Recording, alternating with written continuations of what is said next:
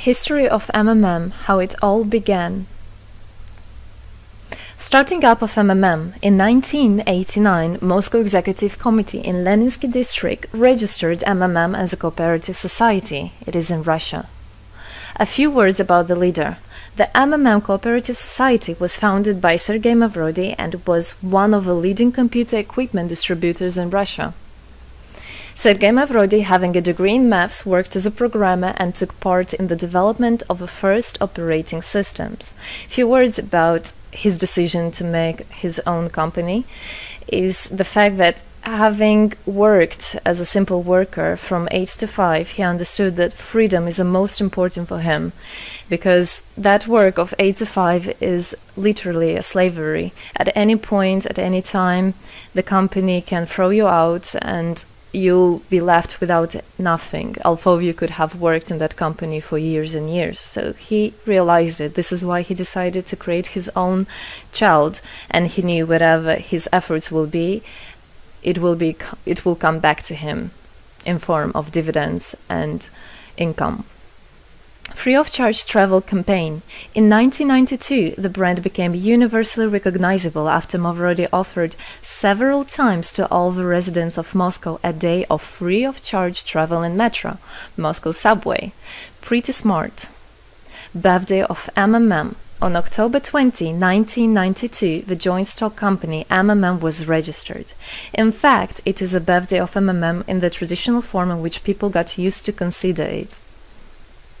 The shares of MMM on sale. February 1st, 1994, the shares of MMM went on sale, and people immediately began to buy them. Moreover, the company willingly bought them back on a new, higher rate, which grew very fast at about 100% per month. The company's principle today is always more expensive than yesterday worked perfectly. Few words about that. Why did he do that? As you might know, in 1991, the Soviet Union fell. So if until at the time of the Soviet Union, everything that there was in the country, like properties, different companies or whatever that was bringing some goods, was national. So any person of the country was entitled to have a share of that production, of that company. Everybody was equal. But when the Soviet Union fell, what it meant is that all the companies, all the properties had to be privatized. So you can imagine there is a company, a huge company. People worked there for years and years. And at one moment, there comes a person and says, all that is mine. Yes, this was the case. And obviously that information, that laws about the fact that it was possible to privatize was kept only for a small group of people for obvious reasons. So a simple worker who worked in that company for years and years or all his life didn't know he can actually come and say by law that that is his.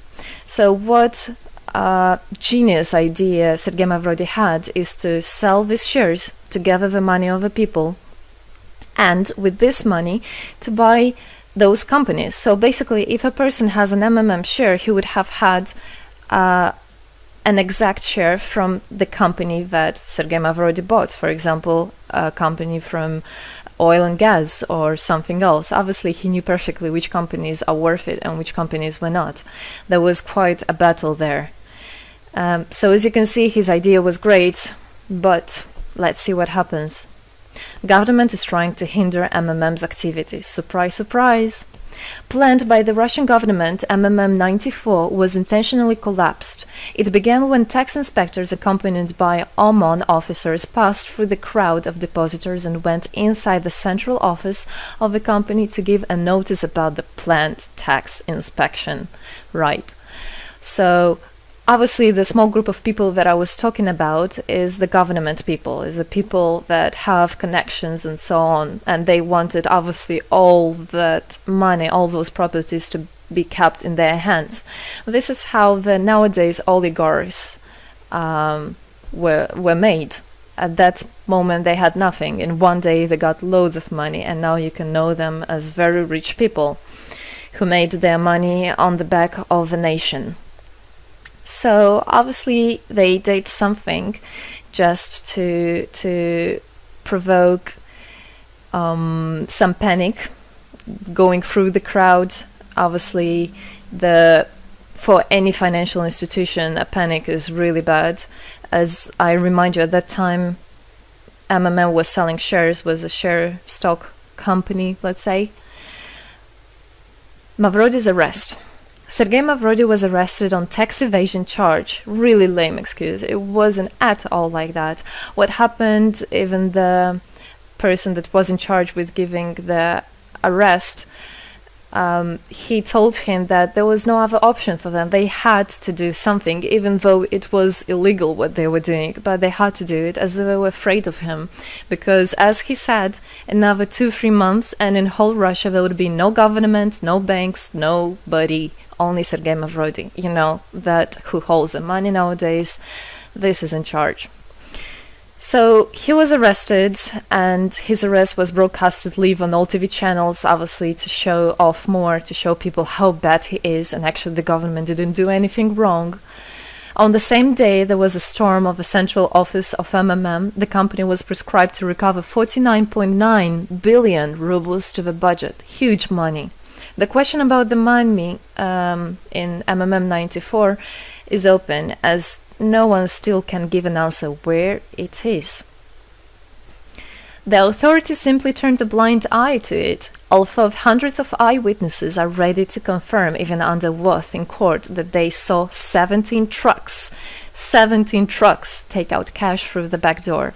So unfortunately, at that time, there was no internet, no way, no bitcoins, no other internet wallets, and all the money were obviously kept in cash in the MMM offices. And the government took advantage of it. They just came, took it out, and then they said nothing. They just, moreover, they didn't say where the money went. They even made the way to make people believe that Sergei Mavrody was the one who took all those 17 trucks of money and disappeared. But obviously it wasn't the case. It was a simply lame excuse. Demonstrations against state authorities. August 1994. Thousands of MMM depositors affected by the artificial collapse of the pyramid protested and demanded to set Mavrody free. Actually, Mavrody could have used his powers and do huge, bigger protests, but he decided not to do that, as that would made as obvious a different protests of this type. Could be people injured or even killed, so he decided not to use people in this purpose. It was very noble from him to do that. MMM leader became a deputy. However, he found a way to get out of the prison. Being imprisoned, Sergei Mavrody had managed to register as a candidate for a deputy of the State Duma and was released from prison. He won the elections by a landslide and became the deputy of the State Duma of the first convocation. So, as a deputy in Russia, they have privileges. This is why, becoming a deputy, he was set free. The State Duma is against Mavrody. Surprise, surprise! The State Duma deputies deprived Sergei Mavrody of his deputy plenary powers due to his permanent absence at the Duma's meetings. That incident was the only one in New Russia's history. Sergei Mavrody wasn't interested at all in politics. It's not he hates politics, as he said it many times. So he became a deputy only for the reason to get out of a prison. That's it. He wasn't interested to go to at their meetings, as he himself considered as well the people there as being quite silly and not worthy to spend time with. But this was another lame excuse for them to deprive him by saying that he is absent. A candidate for presidency. The Central Election Commission registered the authorized representatives of the initiative group that had nominated Mavrody as a candidate for the president of Russia, but subsequently rejected a significant part of the signatures in the support of a candidate, and his registration was renounced. So, for obvious reasons, they did that again. They weren't interested into having a fair president, a fair leader on top of their head. Revival of MMM, January 2011.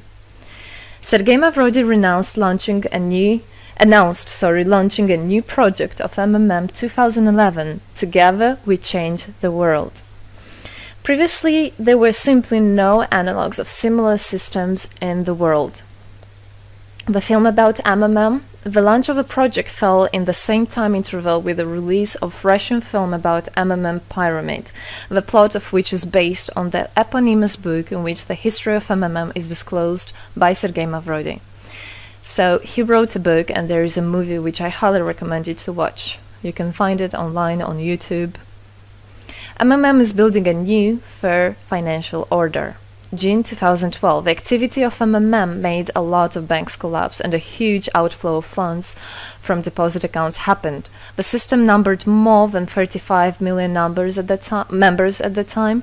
For obvious reasons, the fight against the system started. It suffered the same fate as MMM 94, eventually collapsed.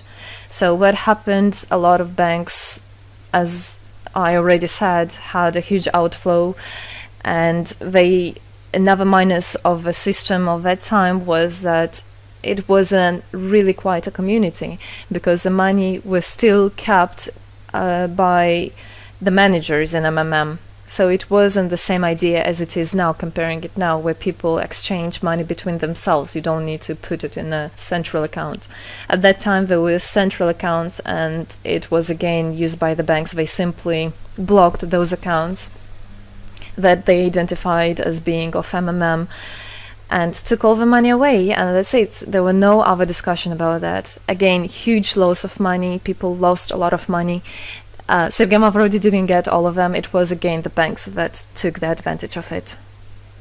MMM 2012 is just the beginning. I'll be back. Sergei Mavrodi announced the launch of a completely new MMM, World Mutual Aid Fund, MMM community. It speeded up since the first day, showing crazy dynamics on new members' registration. It has been decided to send 10% of the whole turnover on payments to the affected members of MMM 2011.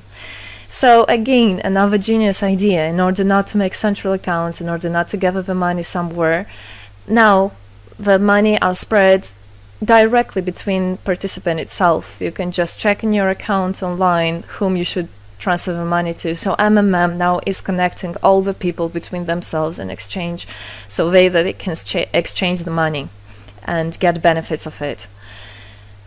It's amazing and it's crazy, but it is true. MMM is growing.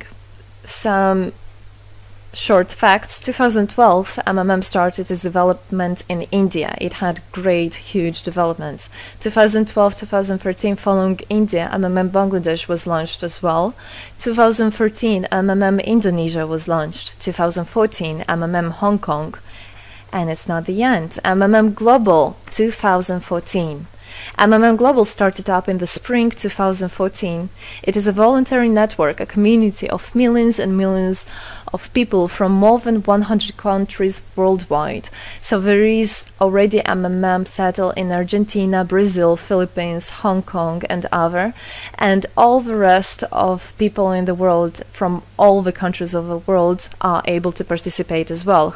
So they rebelled against the financial slavery and combined their money for this purpose. So how it is possible? MMM, the Republic of Bitcoin. Bitcoin is another genius idea to set the world free. For MMM Global participants' convenience, there were some 20 ideas on funds transfers implemented. From now on, all the countries where you can buy and sell Bitcoins can be registered in a branch of Free People of the Republic of Bitcoin. Thus, there is no barriers to develop MMM in small countries due to their restrictions on the international bank transfers. Banks. This is not something that we would want to use, as the banks can anytime put restriction on an account or even block an account and take all the money. Yes, the banks can do that. Read better your contract. So, Bitcoins is really genius idea to do that. Join MMM Global, join our community, set the world free. Don't hesitate, don't even think of going back, just go always forward. We are writing the history right here and right now. We are not going to be any more slaves working from 8 to 5, having pennies for that. We want to hold our own money and to get the benefits of it. I don't want a bank to use my money for their own purposes. I want us people, free people, to use our money, to exchange the money when it is needed, and to help each other. This is really a great idea. And join us, write the history here today with us, and together we will indeed change the world.